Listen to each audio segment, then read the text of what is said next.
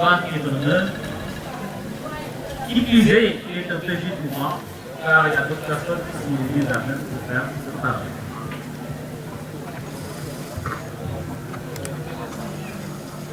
L'appel de Touba est scindé en deux parties. La vie de l'école et l'école de la vie. Sa lecture est une joie qui amène le lecteur à appeler scrupuleusement les pages une à une. Dans la première partie, la vie de l'école, Karamo, jeune professeur de PS, défend à corps et à cri sa discipline qu'il juge négligée, minimisée, voire infantilisée dans les établissements scolaires. Karamo, avec un zèle sans faille, se bat donc avec et honte pour qu'on reconnaisse les professeurs d'EPS comme étant des intellectuels accomplis et non comme des amuseurs d'enfants, comme le dit de façon narquoise le narrateur, pour qu'ils puissent occuper des postes de responsabilité qui jusque-là leur étaient interdits. Et tout vient à point à qui s'y attendre.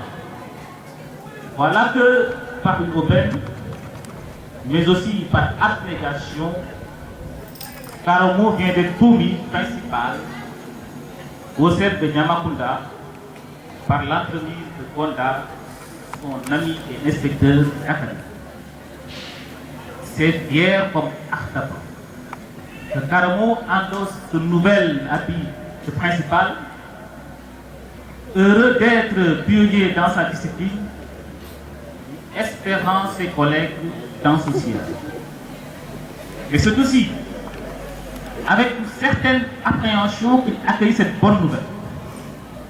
La peur de ne pas être à la hauteur.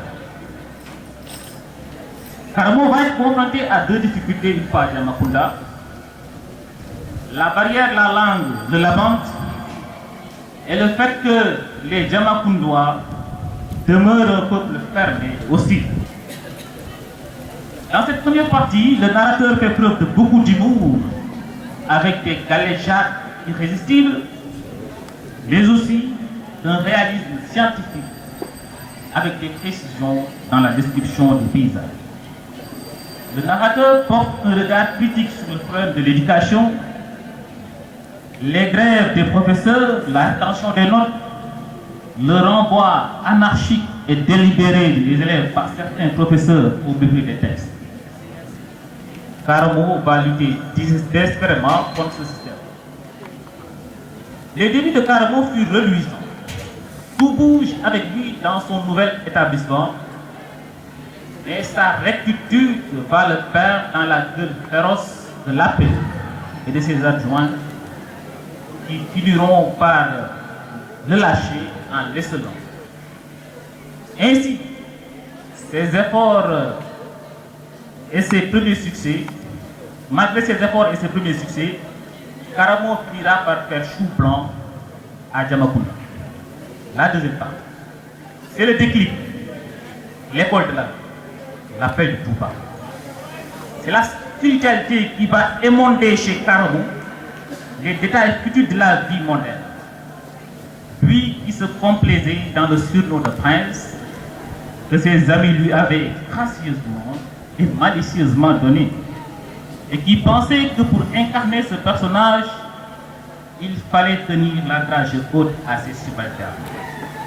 Lui qui croyait qu'il se devait d'être autoritaire, a retrouvé la paix dans la servitude. En effet, à Touba où Karamo allait pour se payer du bon temps, auprès de sa dulcinée Nana, ses pas ont été guidés vers Serigne Sader par l'intermédiaire d'Ousmane son genre. Ici, le narrateur fait de la foi une panacée pour tous les maux de la société.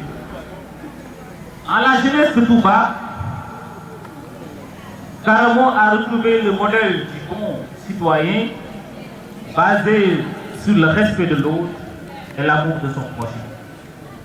Touba fut pour Karamou une école où une foi roborative le submerge, loin du monde des affaires où la trahison, la déception, la cupidité se bousculent au portillon. Ainsi, après le Magal, c'est un autre Karamou, débarrassé de sa haine, imbu de pardon et de magnanimité, qui retourne à Djamakunda.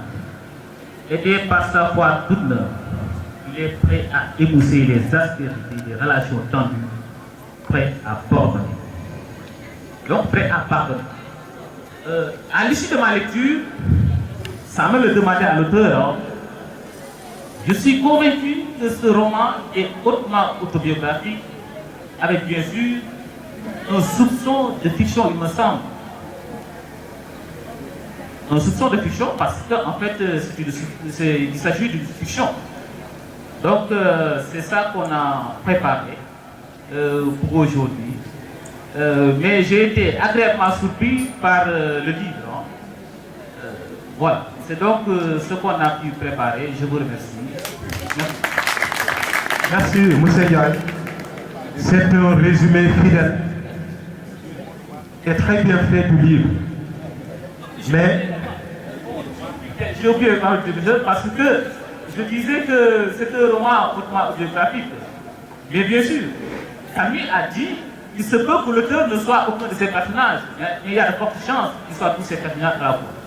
Donc ça montre qu'il y a un peu de réalité dans ce que M. Karamou, monsieur le proviseur a bien voulu dire. Merci. M. Ndiaye n'est pas professeur de lettres, il est professeur d'université, je le rappelle. Mais c'est un amoureux, bien sûr, des lettres. Merci, chers élèves, sous vos applaudissements.